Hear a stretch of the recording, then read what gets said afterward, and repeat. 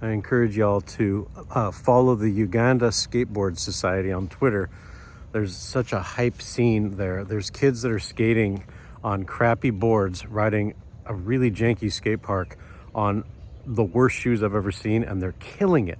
And they don't know that they're skating a crappy park. They don't have what's called prevalence-induced concept change, I think is what the scientific nomenclature is. And what that is that when let me see if I can frame this. If you live within a society or a subculture that is primarily framed around suffering or victimhood, the frame of your reference is around how much you're suffering, and then as the conditions improve, the instances, the evidence that things are bad actually become more rare. But then the person reframes the mild cases as evidence of sort of ongoing challenges or victimhood. And as a consequence, they become more unhappy as things get better. And so you see this actually in a lot of different places. You see it. The part that I think is fascinating is that, having come from Portland, I've known a number of people who were living lives of unthinkable privilege, and they were just miserable, absolutely miserable. And as life got better for them, they became unhappier, which made me think a lot about humans.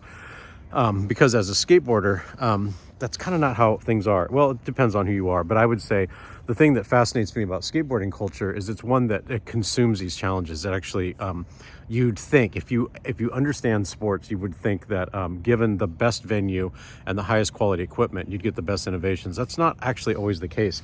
What's actually happened is that some of the most groundbreaking skateboarders were operating within conditions that are completely suboptimal, skating crappy terrain and using crummy equipment, and they didn't have that mindset that told them that things have never been worse. In fact, what they do is they consume the worst and turn it into the best.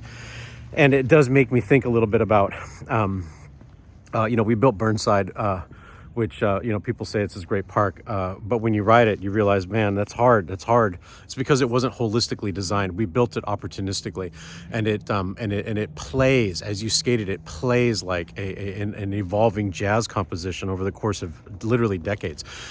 And you have to go into its flow. The parks that were built afterwards, though, were built holistically, and they're considered some of the best parks in the world.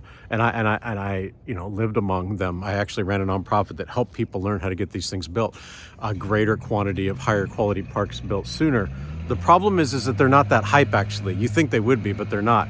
They're not as hype as skating a piece of plywood leaned up against a wall in an industrial area where it's drizzling. That's hype.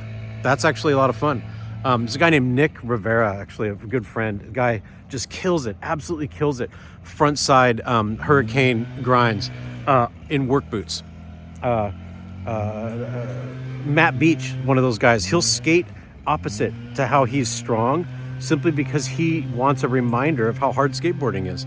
Because it's hard. It's actually fun. It makes me think about when I would teach kids how to skate, I would do them a favor by giving them a shove. I'll tell you why. I'd say, look over there, and they'd look, and I'd push them. And they go, why you do that? And I said, well, I just learned something that you don't know. I saw you put your right foot out, and that tells me that sometime after you were a baby, but before you were a toddler, you learned that your right foot was your strongest one, your right leg. And that's the one you should be leading with. And for some reason, you're skateboarding with your left foot in front, probably because you've copied somebody else. I just did you a favor. And what you need to do is change your orientation so your right foot is in front and you're kicking with your left. That's called goofy foot. And the reason that's a favor, the reason that shove is a gift of love, is because you've just learned how to survive a fall, which is the most important lesson you're going to learn in your entire life. And I know kids don't think like that, but that's true. When you're 50, 60, 70, 80, 90 years old, you're one fall away from death. And if you learn how to tumble properly, you're going to be all right. And so it is with life. So sometimes a gift of love comes with a shove, because discomfort is the only way that you get people's attention. Comfort doesn't do the trick.